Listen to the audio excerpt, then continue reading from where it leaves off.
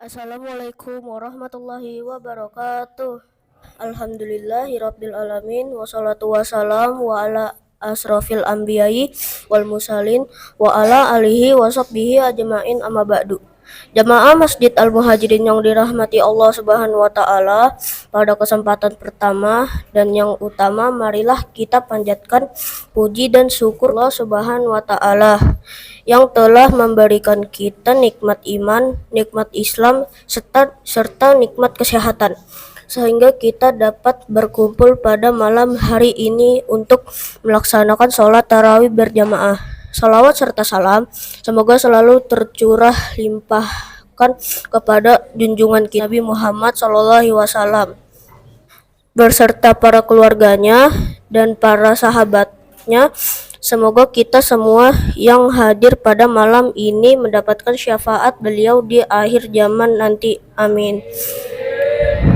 Untuk memberikan keberkahan pada malam hari ini, marilah kita buka dengan bacaan basmalah bersama-sama. Bismillahirrahmanirrahim.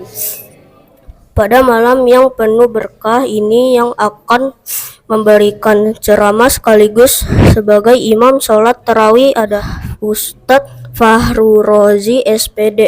Alhamdulillah beliau sudah berada di tengah-tengah kita. Persilahkan kepada beliau untuk memberikan ceramah sekaligus menjadi imam sholat tarawih. Demikian disampaikan. Terima kasih atas perhatiannya dan mohon maaf apabila ada kesalahan. Wassalamualaikum warahmatullahi wabarakatuh. Bismillah. Assalamualaikum warahmatullahi wabarakatuh. Alhamdulillahi rabbil alamin wa bihi nasta'inu ala umuri dunya waddin. Wassalatu wassalamu ala nabiyyina Muhammadin sallallahu alaihi wasallam wa ala alihi wa sahbihi wa man tabi'ahum bi ihsanin ila yaumiddin wa ba'du.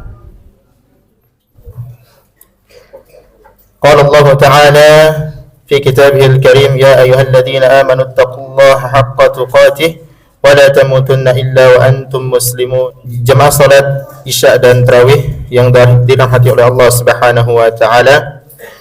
Puji syukur kehadirat Allah Subhanahu wa taala yang telah memberikan kita nikmat, yaitu nikmat iman dan Islam, sehingga kita bisa melaksanakan kewajiban kita, yaitu salat Isya berjamaah dan insyaallah salat tarawih berjamaah. Salawat dan salam tak lupa kita kirimkan kepada baginda kita Nabi Muhammad sallallahu alaihi wasallam dan keluarga beliau, sahabat beliau, dan siapa yang senantiasa mengikuti sunnah-sunnah beliau hingga hari kiamat.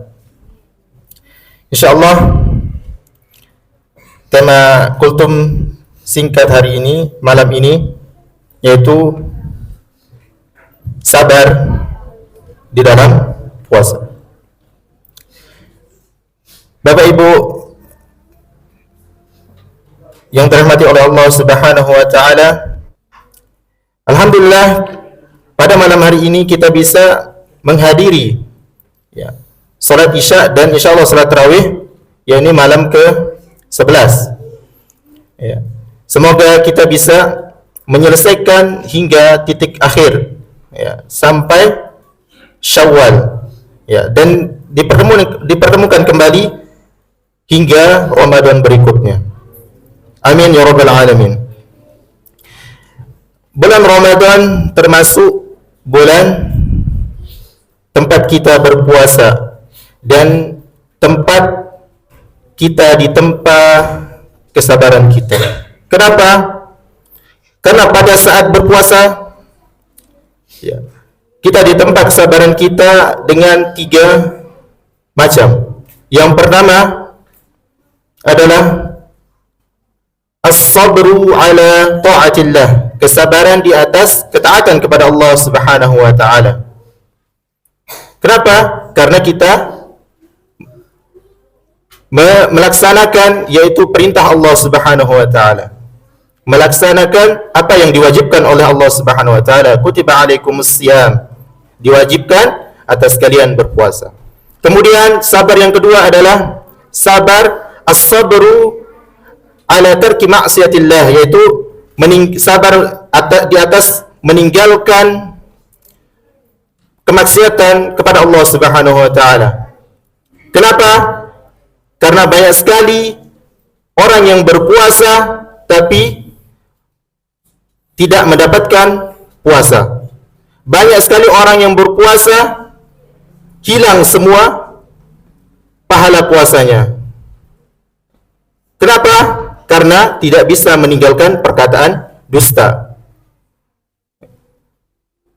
Kemudian sabar yang ketiga adalah as-sabru 'alal musibah. Sabar yaitu musibah yang Allah berikan kepada kita semua. Kemudian di bulan Ramadan ini kesabaran kita betul-betul ditempa. Makanya bulan Ramadan ini termasuk juga syahrus sabr, yaitu bulan kesabaran. Karena kesabaran di bulan Ramadan ini adalah pondasi, ya, pokok di dalam diri kita semua. Sebagaimana Ali bin Abi Thalib berkata, as-sabru minal iman bimanzilatir ra'si minal jasad. Sabar itu adalah bagian dari keimanan, sebagaimana kesabaran itu sebagaimana kepala itu bagian dari badan kita. Maksudnya apa? Badan ini tidak akan bergerak tanpa kepala. Maksudnya tidak akan hidup tanpa kepala. Begitu juga kesabaran itu akan memberikan hidup bagi keimanan. Kadang hawa nafsu ini tidak sesuai dengan perintah Allah Subhanahu wa taala. Dan kemaksiatan itu selalu atau sering sesuai dengan hawa nafsu kita. Disitulah kesabaran kita ditempa. Disitulah kesabaran kita diuji. Kita butuhkan di sana. Maka Bapak Ibu yang dirahmati Allah Subhanahu wa taala, terlebih di bulan Ramadan ini, ya, Allah Subhanahu wa taala menjanjikan kita yaitu puasa. Bagi orang yang berpuasa mendapatkan pahala di sisi Allah Subhanahu wa taala tanpa kita ketahui, hanya Allah yang tahu. Sebagaimana pahala sabar pun tanpa batas. Allah Subhanahu wa taala firman, "Innama yuwaffas sabiruna ajrahum bighairi hisab." Sesungguhnya bagi orang-orang yang sabar itu mendapatkan pahala yang tanpa batas. Bayangkan Bapak Ibu yang dirahmati oleh Allah Subhanahu wa taala. Oleh karena itu puasa itu atau saum mendapatkan pahala tanpa batas. Kalau saja amalan di luar bulan Ramadan atau amalan di bulan Ramadan yang lainnya mendapatkan pahala 70 kali lipat atau 10 kali lipat ke atas atau 700 kali lipat ke atas, ya, mendapatkan pahala, maka di bulan Ramadan ini, ya, untuk puasa mendapatkan pahala tanpa batas. Ya, hanya Allah yang memberikan, hanya Allah yang tahu sendiri berapa pahala yang diterima oleh orang yang berpuasa. Ya, begitupun untuk orang-orang yang sabar. Makanya Ramadan ini dinamakan Syahrul As-Sabr.